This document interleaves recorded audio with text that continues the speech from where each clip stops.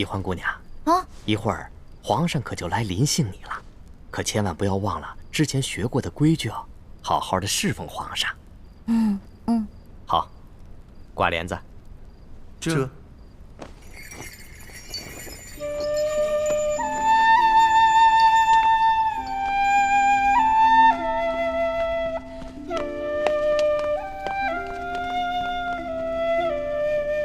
原来这就是皇帝的寝宫啊！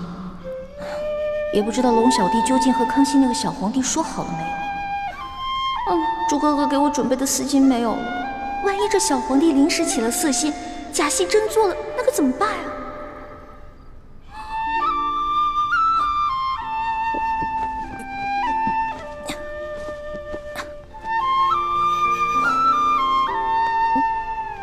完了完了！朱哥哥要是看到我穿成这个样子，肯定会气个半死。要不趁这个小皇帝还没来，我赶紧溜了吧。万一那个小皇帝怒了要砍我的脑袋，那龙小弟肯定会帮我求情啊。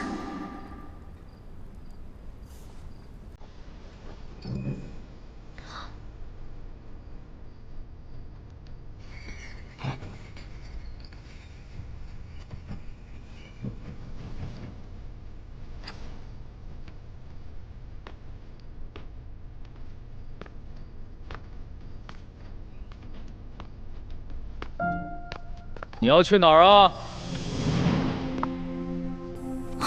你谁啊？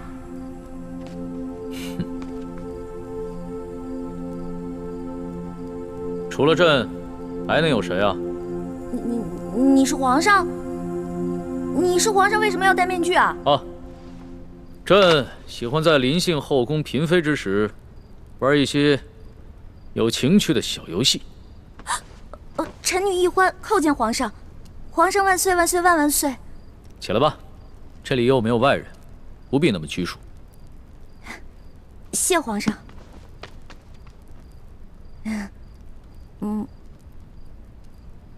皇上，原来您这么和气啊！我一直……不，说错了，臣女是臣女。没关系，这里没有外人，朕允许你自称我，这样说起话来才更自在。对了，你刚刚要去哪儿啊？我刚刚觉得这屋太黑了，我打算出去找几盏灯，拿回来点一下。朕在就寝的时候啊，喜欢光线暗一些。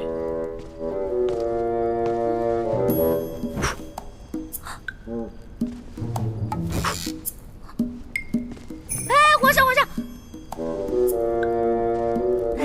您别把最后一盏灯也吹灭了，我怕黑。别怕，有朕呢。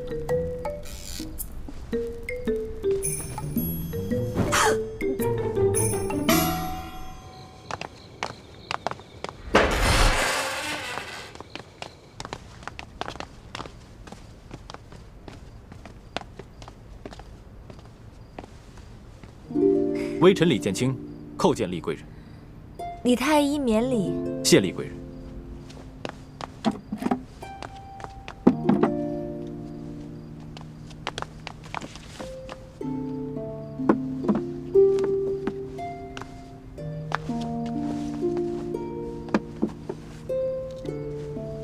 有劳厉贵人。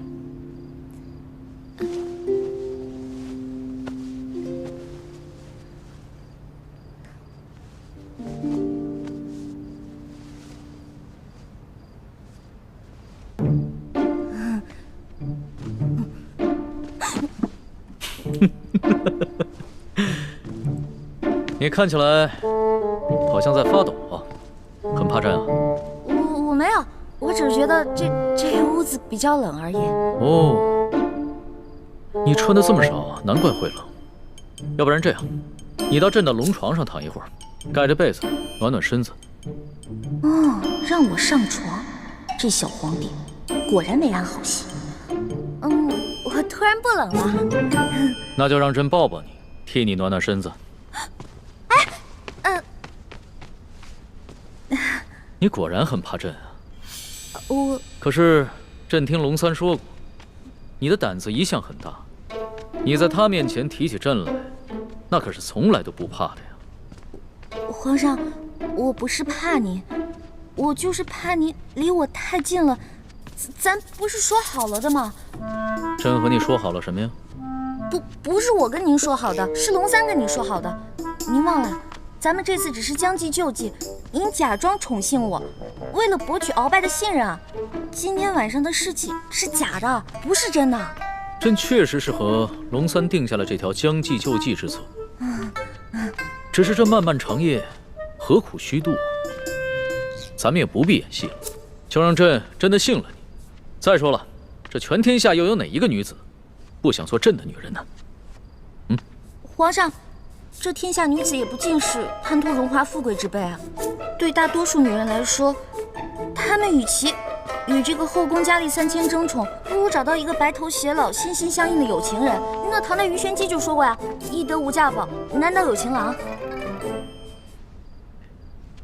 朕自13岁大婚以来，还从未有人跟朕说过这样的话。皇上，您生气了？你不会砍我头吧？你当朕是杀人狂魔吗？动不动就随便砍别人的头。你这句话非但没有激怒朕，反倒更加激起了朕的兴致。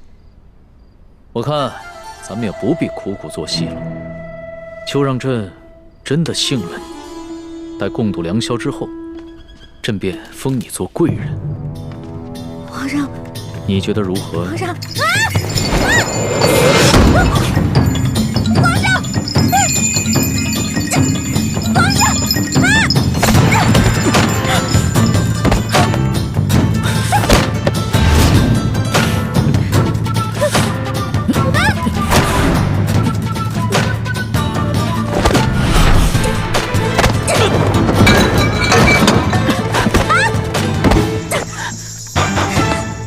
皇上，谁让你们进来的？启禀皇上，奴才见到殿内没了灯光，又有打斗之声，还以为来了刺客，所以赶紧进来护驾。刺客？什么刺客？哪有什么刺客？没有朕的旨意，谁也不许进来。这……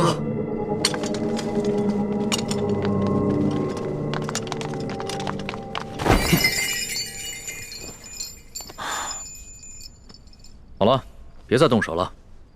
再动手的话，真把你当刺客，你这颗脑袋就真的搬家了。你哭什么呀？皇上欺负人！朕怎么就欺负你了？是你先对朕出的手啊！这还是第一次有人敢在朕的龙床上对朕大打出手，只怕也是古往今来第一个敢在龙床上对皇帝大打出手的女人吧？皇上强词夺理，明明就说好了。说好了还强迫人家，人家不想反抗，反抗还不让，反抗打不过人家就吓唬人家，哪有这样的？朕有你说的那么不堪吗？好了，别哭了。要是被外边的太监给听见了，不知道的还以为朕欺负你一个弱女子呢。那皇上你离我远点，我就不哭了。你让朕远点，朕就远点，那朕岂不是很没面子？龙小弟，你在哪儿啊？你还说皇上是个正人君子，结果皇上就欺负我一个弱女子。来，好了，别哭了。哎，朕不跟你这个小女子一般见识。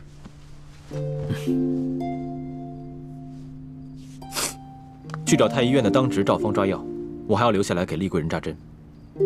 是。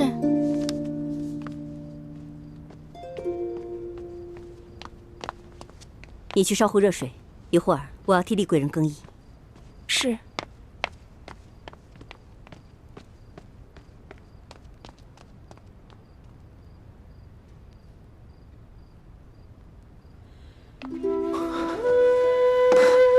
雪师妹，大师兄，太好了，我还以为我再也见不到你了呢。怎么会呢？你们师兄妹好好聊一聊，我在外面替你们把风。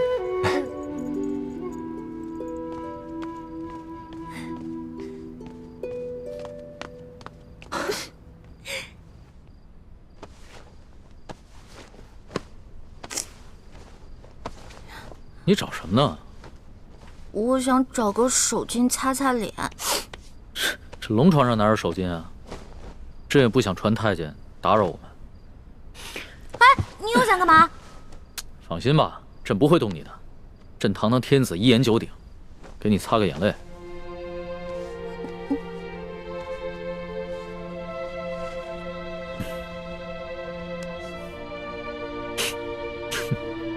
看看你现在这副样子，亏龙三还说你是他的老大。哎，他是现在看到你哭得跟鼻涕虫似的，还不笑话死你？其实我在龙三面前好多都是吹牛的，我没有他说的那么勇敢，我也没有多少江湖阅历，我也从来没被哪个登徒子轻薄过，何况是被全天下最有权势的轻薄过，我能不害怕吗？朕听出来了。你是拐着弯儿骂朕是个好色轻薄的登徒子是吧？臣女不敢，臣女没这么说。皇上，臣女能不能请求皇上一件事啊？说来听听。您能不能别把今天晚上的事儿告诉我龙小弟啊？如果你告诉他的话，以后我就没脸在他面前充老大了。哎呀，朕又不是长舌妇。哎，不会告诉他的。哎，不过朕保全了你在结拜兄弟面前的形象，你要怎么答谢朕呢？皇上，您可是全天下最有权势的人，也是最有钱的财主，您就为这么点的小事儿勒索我一个身无分文、身无寸缕的小女子啊？又是朕的不是啊！你怎么说来说去都是朕的不是啊？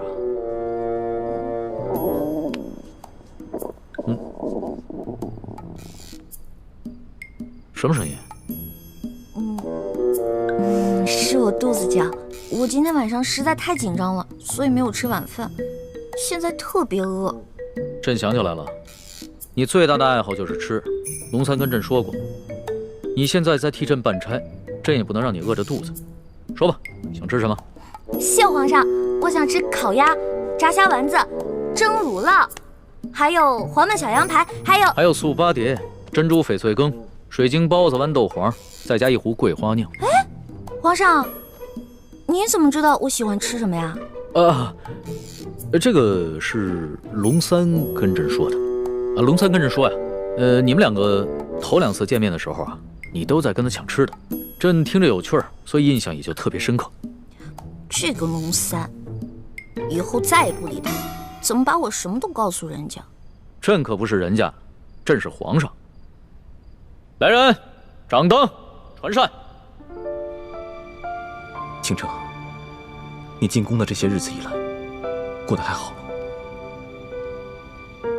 我不得不离开你们这些亲人朋友，来到这个活死人墓一样的紫禁城，和成百上千的女人争奇斗艳，来取悦我们最大的敌人。你说我能过得好吗？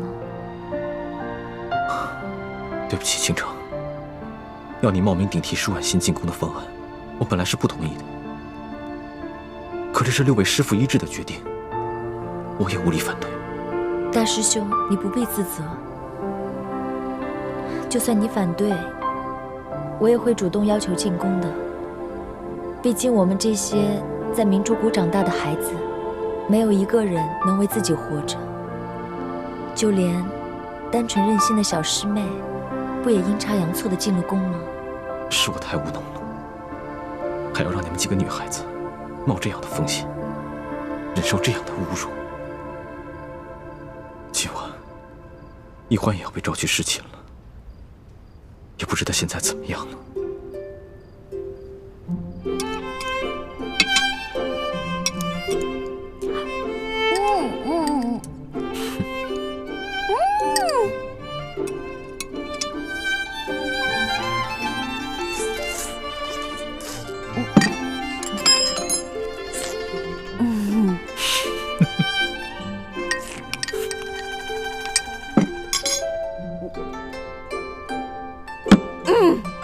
饱了。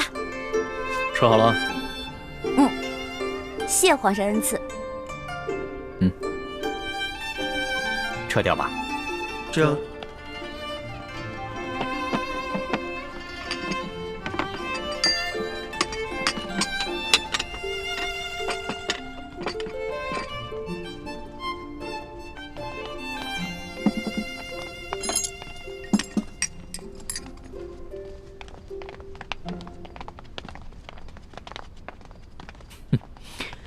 看你吃东西啊，还真是有趣儿。你一个女孩居然能吃得这么香，你这小小的肚子里，到底是怎么装得下这么多东西的呀？要论得上吃啊，这朕的整个后宫，无人及得上你。哎呀，那是他们装的。因为您是皇上嘛，他们在军前得注意自己的礼仪，所以要压制自己的食欲嘛。孔圣人也说过呀，人生3大乐趣，食、色、性也。所以呢，这个美食是人生最大的乐趣之一。说得对。食色是人之本性，现在食之乐趣你已经享受过了，要不要再享受一下色之乐趣啊？看来这个色狼皇帝还真是狼心不死啊！哎呀，要是猪哥哥给我的丝巾在就好了，让我骗他闻一闻，就能让他乖乖睡着了。哎呀，这一夜良宵还剩一半啊！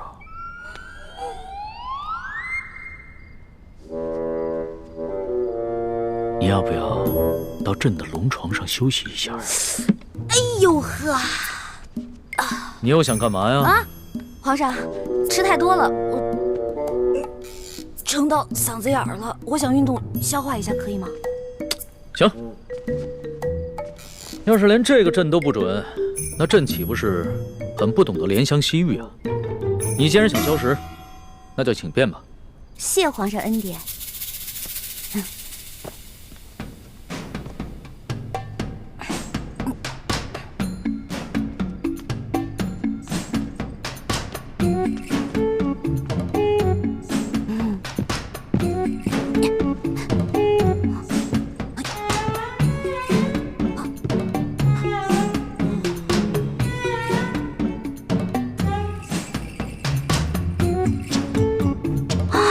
色狼皇帝还真是耐心啊！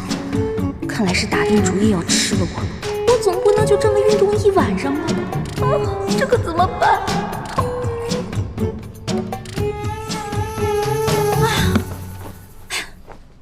累死我了！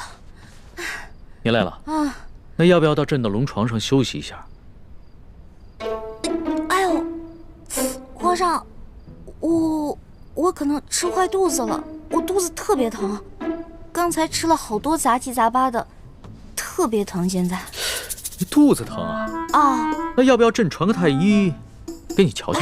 那不必了，我只要回自己的房间睡一会儿就行了。既然你都要躺在床上休息，那为什么要回到自己的房间休息呢？朕的龙床一样可以休息啊。我这可不一样啊！我肚子疼，我可能会拉肚子。我在您这儿拉肚子不合适，是不是？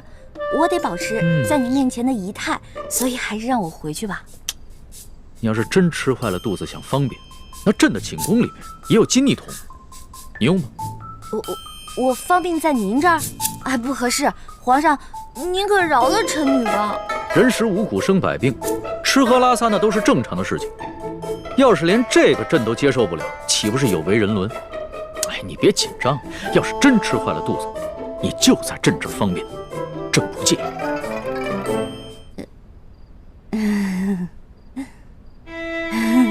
你看着我干嘛呀？黔驴技穷了，是吗？这个色狼皇帝想吃了我，门儿都没有。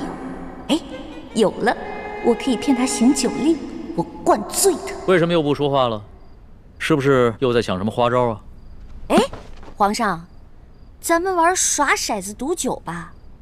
这样，咱们赌，如果你赢了，我就听您的上龙床；但如果你输了，您就让李公公送我回去。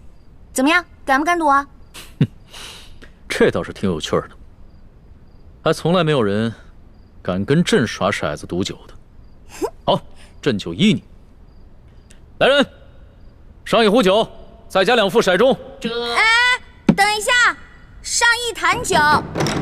皇上要喝酒，咱们就喝大的，杯算什么呀？咱们用碗喝怎么样？好，那朕就看一看你的酒量到底有多好。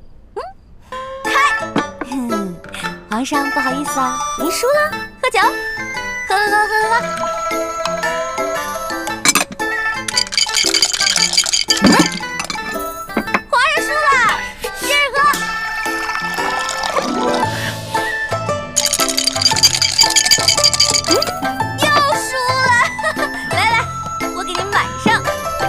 来一起呗。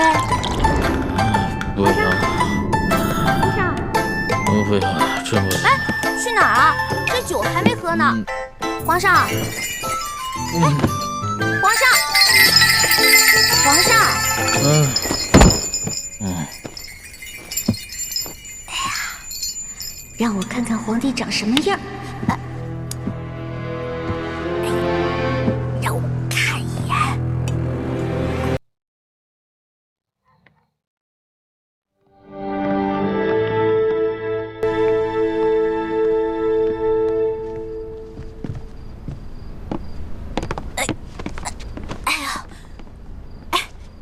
李公公，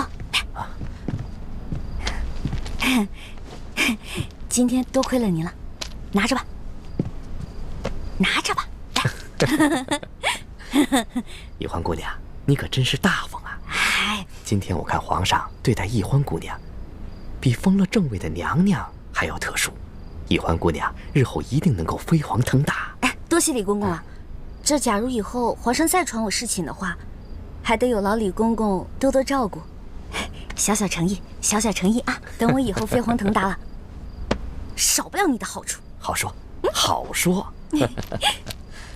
易欢姑娘，这时候也不早了，快歇着吧。好嘞，好嘞，我走了。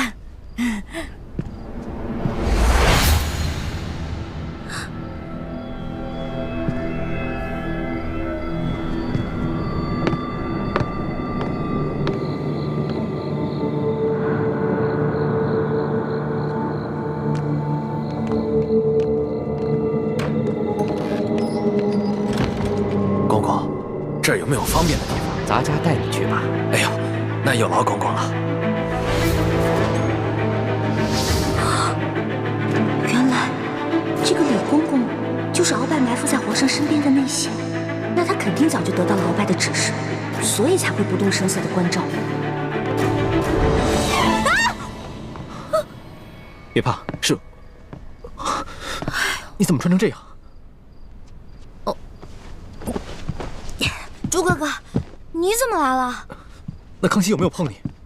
我刚才去见了倾城才知道，原来这宫中给皇帝侍寝，居然要脱光，再由太监用红绸裹着送到龙床上。你没事吧？哎呀，我没，哎呦，我当然没事了。真的没事？听倾城说，侍寝的时候连一根丝线都带不进去，我给你的蒙汗巾肯定也带不进去吧？那你怎么应付的？我就不信，那康熙看到你这个样子，他会不动心吗？他刚开始是有点动心，对我有点动手动脚的。不过我后来跟他提龙三了，我说我们这是假戏，不能真做。后来他就没怎么样了。真的？真的。朱哥哥，你要是再怀疑我的话，那我可生气了。对不起，欢梅，是我错了，我相信你就是了。这次是我太大意了。如果那康熙再找你侍寝，我得赶紧想一个法子，确保万无一失。哎呀，朱哥哥，你先别着急嘛，我有重要的事情要告诉你。我才发现，原来这个李公公就是跟鳌拜勾结的内奸，怪不得李公公今天这么照顾我呢，肯定是鳌拜提前跟他打过招呼了。原来李公公就是鳌拜埋在康熙身边的棋子，此事万万不能让康熙知道。为什么呀？如果我们跟龙三说了，让他汇报给康熙，不光龙三能立功，还能得到好多奖赏。我们可以拿着这些钱去买好多东西，分给谷底的兄弟姐妹啊。欢妹，你又犯傻了。我们这次来紫禁城，可不是来敛财的，我们的目的是要挑起康熙跟鳌拜的内斗。你想啊，如果我们帮康熙除掉了鳌拜埋在他身边的一条蛇，这对于我们来说能有什么好处？对，你说的对，那我明白了。哎，叶哥哥跟樊姐姐怎么样了？刚刚得到他们的消息，他们已经跟踪到了吴应奇的车队，正在想办法下手。我们在宫里的计划还挺顺利的，希望叶哥哥跟樊姐姐能顺利的找到1号金钥匙，这样我们就可以早日平安的团聚了。我先走了，早点休息。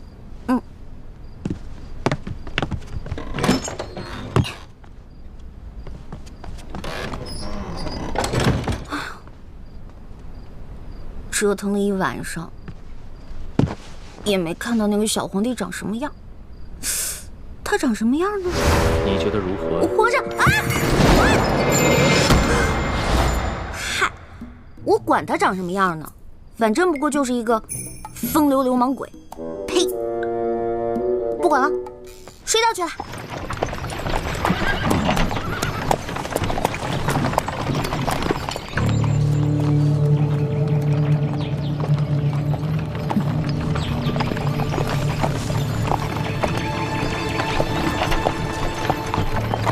这次亚索有利地的遗物进京，吴应奇并没有派兵大张旗鼓押运，而是让手下的兵士全部都假扮成镖师，押镖进京。你看见了吧？那人叫石青红，是吴三桂手下最骁勇善战的副将之一。我记住了。不过我们跟踪车队这几天，吴应奇一直躲在车上不肯露面，这里面会不会有什么蹊跷啊？应该不会吧？我们在平西王府的内线是亲眼看着他护队出发的。只不过传闻，这个吴二公子一向深居简出，性情内向。这快下雨了，一会儿他们想必也要躲雨。前面有一处凉亭，不如我们先去守株待兔，看看这个吴应奇究竟是个什么样的角色。走。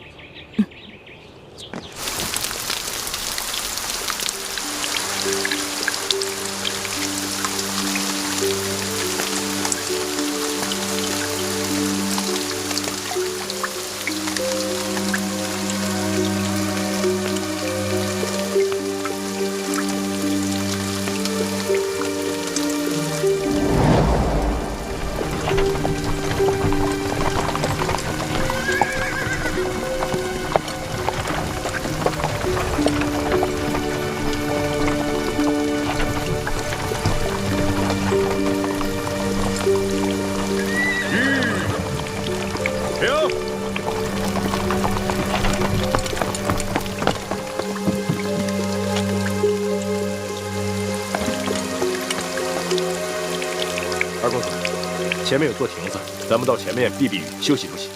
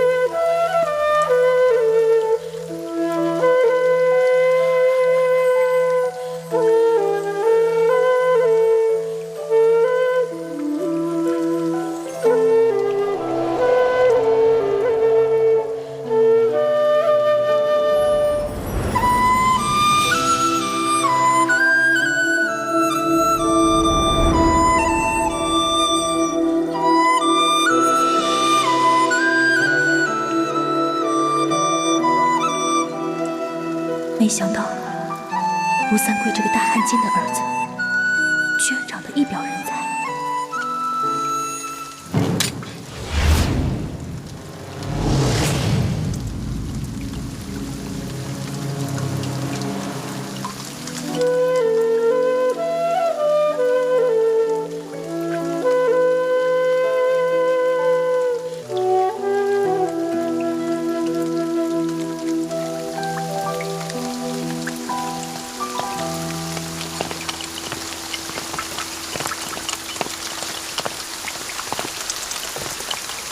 二位，赶快离开这里，我家二公子要在这里休息片刻。哼，这位镖头，这亭子又不是你们的私有之物，更何况是我们兄妹先到，你们后来，凭什么赶我们出去？哎，石镖头，不得无礼。既然大家都在一个亭子里避雨，那么大家都是有缘人。这个亭子这么大，我们各站一边就好了。这位兄台，麻烦你也把剑收一下吧。石镖头言语莽撞，我替他向二位赔个不是。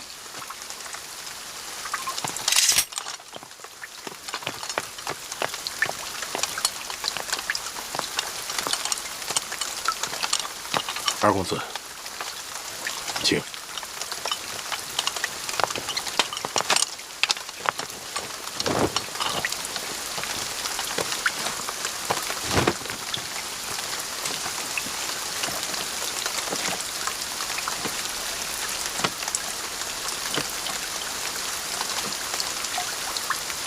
原来这吴二公子是个儒雅书生，那就容易对付了。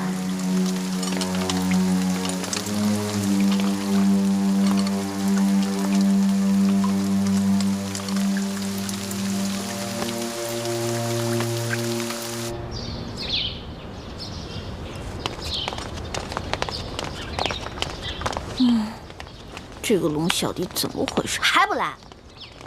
气死我了！老大，哎，放手，待会儿被人看见了，咱俩都有麻烦。我问你，为什么让我等那么久啊？哎呀，你还说呢？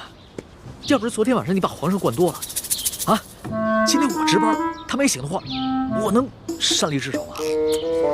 哎呀，那个小皇帝啊，真不行，非要跟我喝酒玩骰子，我几下直接倒了。知道我是谁吗？我可是赌遍全乡无敌手啊！他能玩得过我吗？直接被我撂倒。小弟明白了，这个老大不仅武功比小弟高明，这别的本事也比小弟高明。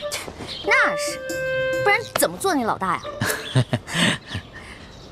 来，啊，过来，说句话。臭死了！怎么浑身酒味儿啊？没有吧？我有酒味吗？我早上漱口了呀。昨天晚上偷着喝酒啦？对啊，我跟我几个好兄弟啊，在喝酒，又在拼骰子，输了不少钱呢。我输了多少啊？反正啊，这大半年的俸禄是没了。老大，你可得帮帮我。放心，我是你老大，你是我小弟，你的事儿就是我的事儿。回头老大教你几招，保准你把钱全都赢回来，怎么样？真的？那当然。老大，你是不是所有赌术都会啊？也不是啦，毕竟老大也是个小姑娘嘛，小姑娘家家的，又不能经常往赌场里跑，是不是？是，老大还是个淑女嘛。差不多吧。不行了，小心，慢点，慢点啊！哎呀，姑娘，求求你了，帮我们吧！快起来！我儿媳妇回娘家探亲，路上不小心动了胎气，现在天上又下着雨，前面5里地就是接生婆王婆婆家，你能不能把马车借我用用？那马车不是我的，是这位公子的。你帮忙吧。石镖头，要不然把马车给他们，让他们去找接生婆吧。不行，万一这女子要是在半路生产，岂不是弄脏公子的车？石镖头，救人一命胜造7级浮屠，更何况区一辆马车算什么？快去吧。不行，出门的时候老爷吩咐过我，要我务必保证您的安全。可是眼下这2位一看就知道是来路不明的江湖中人，我不能离开公子半步。石镖头，他们2人一看就是面善之人，况且和我也没有什么深仇大怨，你有什么可不放心的？这样，我陪你一起去。公子，万万不可！万一这娘子要是真在您的车上生产，您可就沾了血光之灾，惹来一世的晦气。哎呀，公子啊，我求求你了！您快起来！公子，求求你了！这位镖头，我和我妹妹都是猎户出身，我妹妹的脸只是小时候不慎被熊瞎子给抓伤了，所以才不得已戴着面纱。可我们都是安分守己的平民百姓，不然这样吧，我同你一起送着婆媳去找接生婆，只留下我妹妹和你家公子在这庭中，这样你总该放心了吧？这个办法好。石镖头，事不宜迟，你们赶紧去吧。也好，二公子，你自己多加小心。好在押送镖车的伙计们随后就到。要是真出什么意外，记得及时发送求援信号。好了，赶紧去吧。哎呀，多谢公子，多谢公子的大恩大德。来，快起来！我老太婆无以为报，只有以后多为你烧香祈福了。这个您拿着，路上有。谢谢。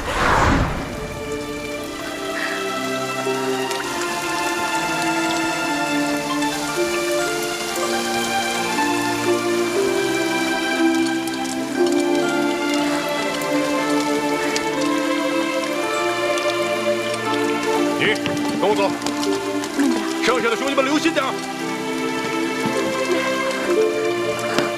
慢点啊！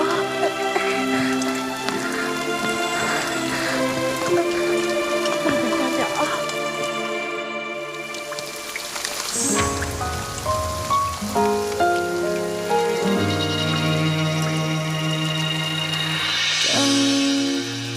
何时天会晴？雨后的世界比较安静。听爱情的声音，在思念湖畔回声记忆。轻缠一波，曾经拨弄我的心，久久不能平静。梦何时才会清醒？醒来之后只想看你的眼睛。我在黑夜等你到黎明，我在这里，你在哪里？思念无来及今夕何夕？许多的愿还留在天边，心里的白发又平添。过一天一年，多谢公子。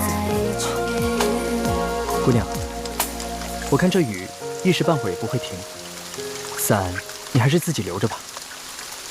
那就多谢公子了。姑娘，请。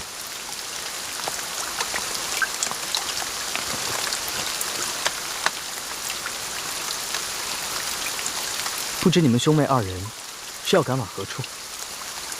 我们兄妹二人准备前往京城投亲，只是这一路上路途遥远，盗匪众多，不知能否平安到达。不瞒姑娘，我这一车货物啊，也是赶往京城。若你们兄妹二人不嫌弃的话，我们可以一路同行。那就多谢公子了。在下吴应奇，家住昆明，敢问姑娘芳名？我姓叶，双名倩影。叶倩影，这名字真好听。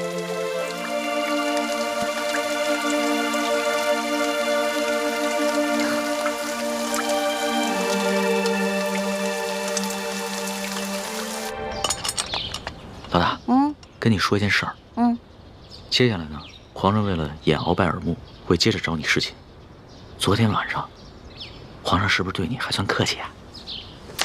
别提了，那个小皇帝简直就是个风流色鬼，刚开始还想对我动手动脚的。老大，那你没被吓哭啊？哼，怎么可能啊！我是老大，武功高强着呢。后来我就跟他喝酒玩骰子，清，小皇帝倒了。老大智勇双全，小弟佩服佩服。还好吧？哎，知道这是什么？骰子。老大教你几招，准保把你昨天输的钱连本带利赢回来。但咱可说好了啊，你赢回来的钱得和我一半对分，知道吗？没问题，5-5分。这还差不多。真疼啊！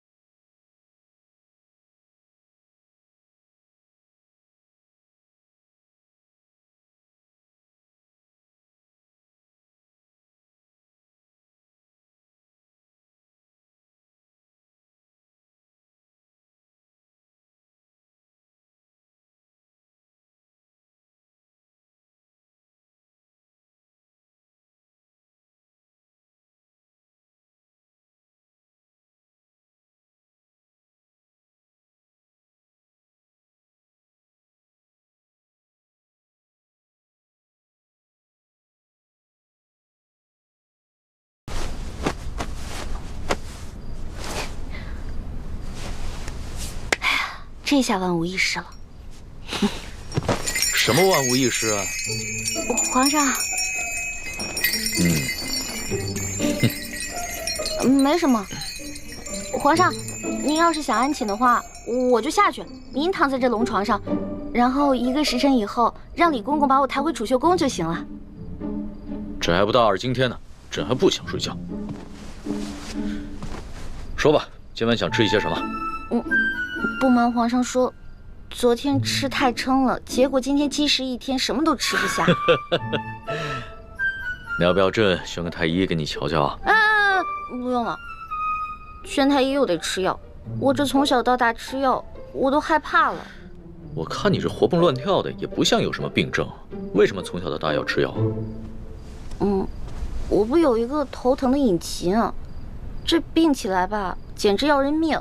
我爹呢，从小给我找了好多郎中，所有郎中都说无药可治，只有1个郎中说可以治，但是他说的是个偏方，而且这个药引实在太难弄了。什么药引这么难找？你告诉朕，朕给你找。谢谢皇上，还是算了吧。算什么算？快说。这个药引就是龙珠。龙珠？什么是龙珠啊？就是皇上的眼泪啊，是您的眼泪啊。不过您是皇上，您是天子，您怎么可能为我流泪呢？那这就有点难办了。说实话，朕从小长大，除了8岁的时候，父母双亲轰逝以外，还从来没有掉过眼泪呢。没事儿，这只是个传说，奴婢都不放在心上，皇上就更不用当真了。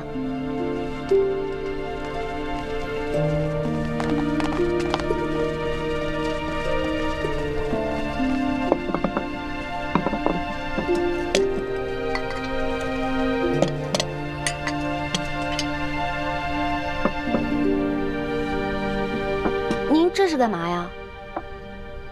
昨天晚上朕输得一塌糊涂，所以朕今天想挽回个面子，你敢不敢再跟朕赌一把酒啊？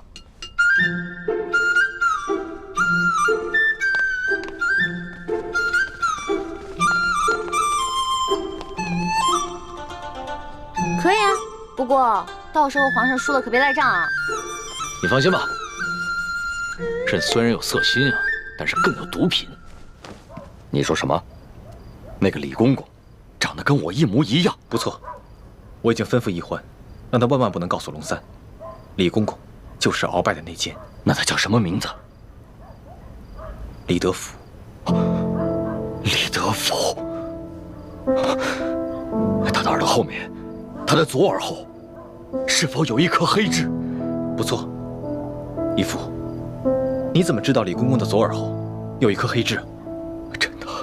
真的有颗黑痣吗？义父，你怎么了？德福，没想到，义父，没想到，没想到，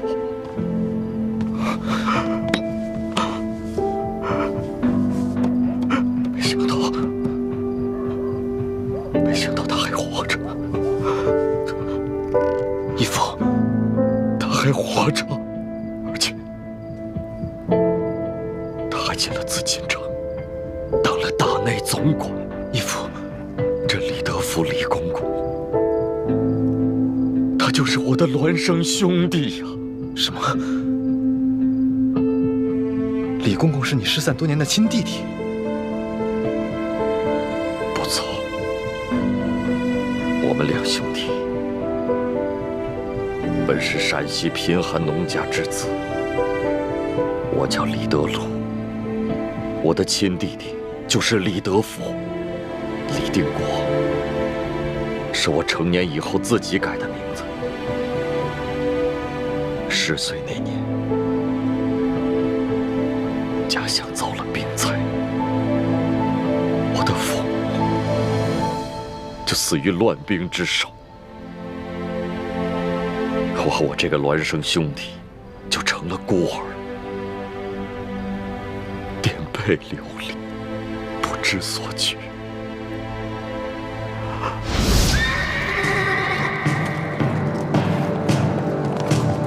啊，糟了，是抓丁的，快跑！那边有2个人，给我抓住他们！是，站住！别跑！站住！弟弟，你藏好了。哎，哥哥，你去哪儿呀？我去引开他们。不行，哥哥，爹娘临死前说过，要我们兄弟俩永远都不能分开。爹娘不在了，你就应该听我的。现在到处都在打仗，我们2个要是都被抓了，就都活不成了，那咱们李家就真的绝后了。哥哥。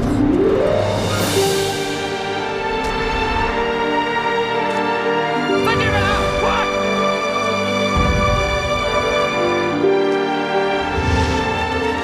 站住！站住！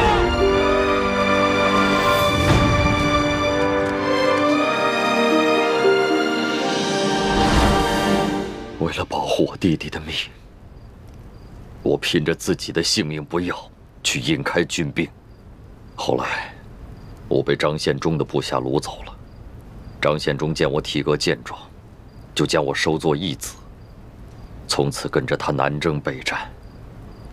而我这个弟弟，我苦苦的追寻找了他多少年，却始终下落不明。我本以为他早已经不在这世上了，可是没想到，他居然进了紫禁城当了太监，如今更是成了鳌拜的爪牙。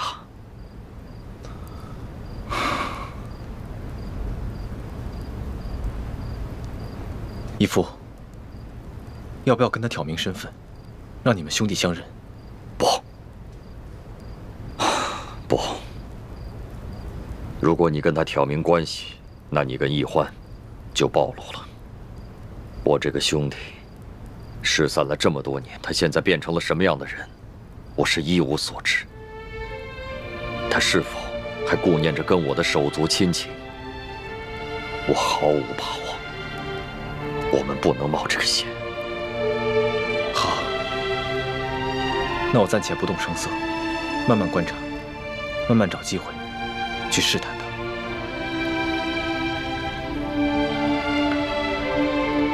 哦，对了，这件事情你不要告诉易欢，他个性冲动，我怕他沉不住气。义父放心，孩儿知道分寸。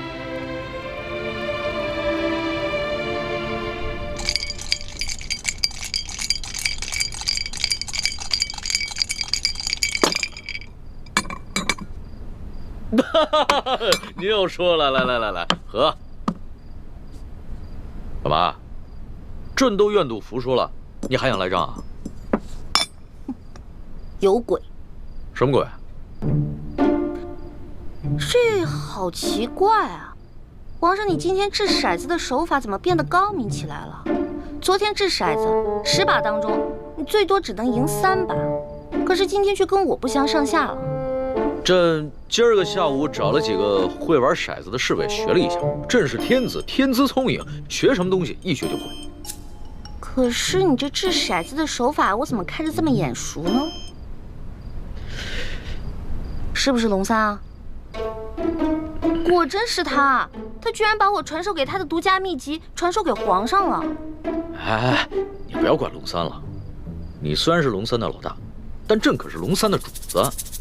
朕要是问他什么，他就必须得据实回答，这让他做什么，他也得如实做。皇上，龙三可是个老实人，您可千万别欺负他。你这么关心他？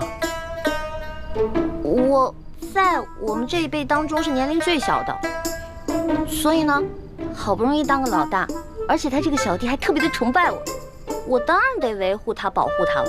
行，朕知道了，看在你的面子上，朕就不欺负他了。不过，你拿什么来感谢朕呢？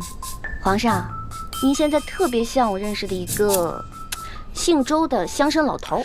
这姓周的乡绅老头长得跟朕很像吗？长得不像，做事风格像啊。这个乡绅老头之所以能发家呀，就是因为算盘打得精明，瞅准时机吃拿卡要。李欢呐，李欢，你又拐着弯的骂朕。臣女不敢，是皇上昨天说的呀，不会因为一句话就变成砍人头的狂魔。所以臣女才开了个玩笑嘛。哎呀，皇上，臣女出身卑微，是一个野丫头，又缺乏父母的管教，所以什么事儿都不懂，没法伺候您。要不然您现在让李公公来接我，让我回储秀宫吧。哼，朕明白了，你想激怒朕，然后让朕把你送走是吧？朕不上你的当，快点来接着赌。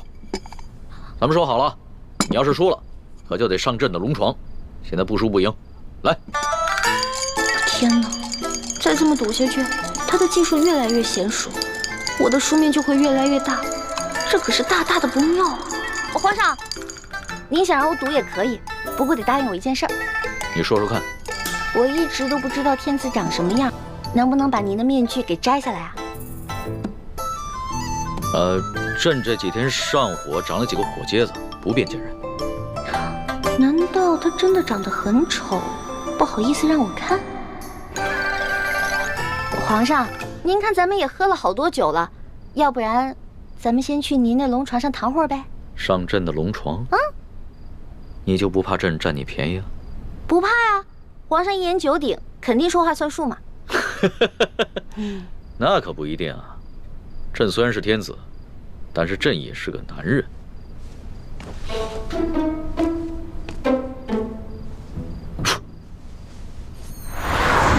哎，你不是很怕黑吗？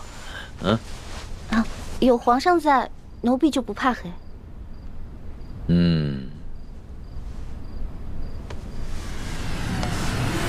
不对，有鬼！哪儿来的鬼啊？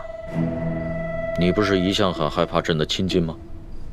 啊，朕知道了，你一定是想出了什么新招来对付朕，对吧？哪儿有啊，皇上，我怎么闻到这屋里有一股香味儿啊？香味儿？朕的龙床上哪有什么香味儿啊？倒是你身上有一股淡淡的清香。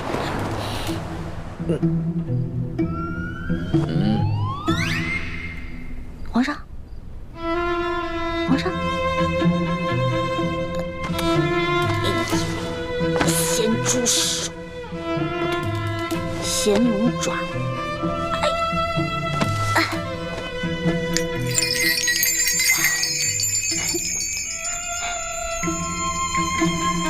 不对啊，我这么着急拉铃干嘛？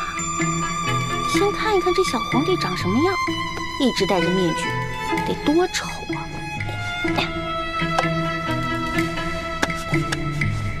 哎呦，我的天哪！皇上已经安歇了，小主该回去了。等一下，哦。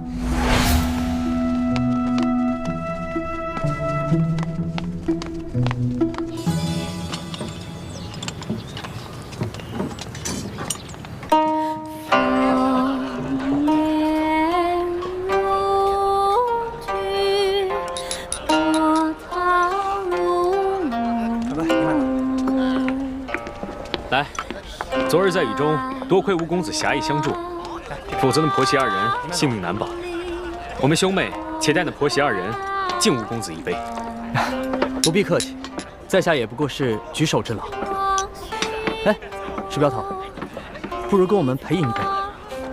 走镖途中，我从不饮酒，不过二公子倒可以开怀畅饮，恕在下难以奉陪。真是尽忠职守啊！待回到家中，我一定替你多多尽美言。多谢二公子。二公子，我兄妹二人再敬你一杯，多谢二公子容留我们一同进京。倩影姑娘，你实在是太客气了。我们昨日不是共同在雨中救助那产妇吗？还一同见证了一个新生命的到来，这是多么难得的缘分！来，干！来，几位客官，赏点钱吧。给。谢谢客官。几位客官，小女子卖艺不易，赏点钱吧。拿去吧。谢谢这位大爷，谢谢这位大爷。爷爷啊，等会儿，爷给你这么多钱，是让你陪爷喝酒的。来，陪爷喝一个。我不会喝酒，我真的不会喝酒。敬酒不吃，吃罚酒啊！来，喝一个啊！公子爷，喝吧啊！使不得呀！公子爷，公子爷，公子爷，我这孙女啊，我们就是卖艺，不陪酒啊，把钱还给人家。上的银两我们无福受用，您收回吧。我呸！本大爷打的赏，能往回收吗？你个瞎老头！我告诉你，今天我不但让你的孙女陪酒，晚上我还让她陪我过夜呢。使不得！去你的！爷爷，过来过来，你管他干什么你？过来吧！光天化日之下调戏民女，还有没有王法了？哟，这位姑娘，别看蒙着面，仔细一看还挺水灵的嘛！啊，不错不错，正好他还没。石镖头，注意分寸。那不如这样吧，位置明白。你替他陪大爷玩玩。留着干什么？给我杀！杀！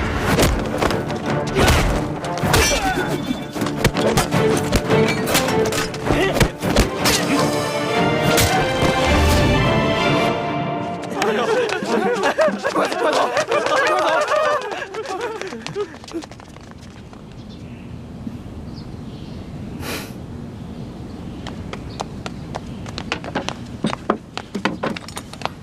老人家，快起来！那些坏人都已经走了。哎呀，这把琴呢，跟了我50年了，没想到今天毁于一旦了。老人家，您将古琴给我看看，说不定我能修好。公子爷，你会修琴？实不相瞒，在下自幼学琴，所以对于修琴也略懂一些。哎呀，哎呦，那太好了，那太好了，那有劳您了。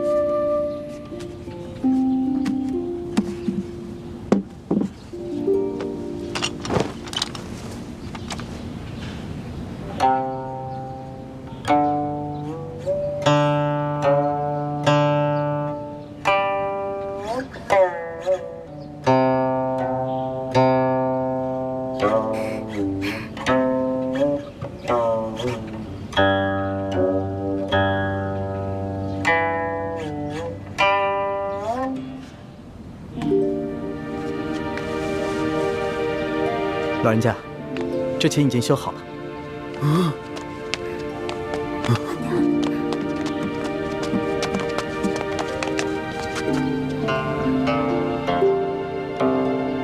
公子不光琴艺高超，修琴的技艺也了得呀！太感谢您了。不敢当，前辈您过奖了。